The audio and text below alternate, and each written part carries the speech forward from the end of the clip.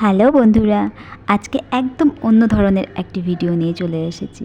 দেখো, তোমরা দেখতেই পাচ্ছ আমার মা, দিদি, ভাগ্নি সবাই মিলে নাড়ু পাকাতে বসে গিয়েছে। তো এটা ছিল কিসের নাড়ু জানো? এটা ছিল চাল ভাজা, ছোলা আর বাদাম দিয়ে তৈরি নাড়ু। দেখো, পাকটাও এসছে এত সুন্দরভাবে। আর মা, দিদি বেশ ভালো বুঝতে পারে এই সমস্ত ব্যাপারগুলো। আমার দ্বারা হয় না এসব, তবে তাও চেষ্টা করি কম বেশি। কোনো সময় হয়, কোনো সময় হয় না।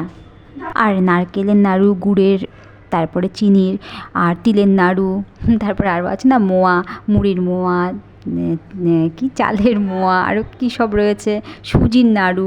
এগুলো তো মোটামুটি খাই, কিন্তু এটা দেখো, এটা কিন্তু বাদাম, ছোলা আর চাল ভাজা দিয়ে তৈরি। মোয়াও বলতে পারো, নাড়ুও বলতে পারো। বেশ দেখতে কত সুন্দর লাগছে দেখো, খেতেও কিন্তু হেভি টেস্ট ছিল। মা, দিদি, ভাগ্নি যখন বানাচ্ছিল তার মধ্যে দিয়ে কিন্তু খুব এনজয় করেছি নাড়ুটাকে। তো দেখো, তোমরাও বাড়িতে ট্রাই করে দেখতে পারো।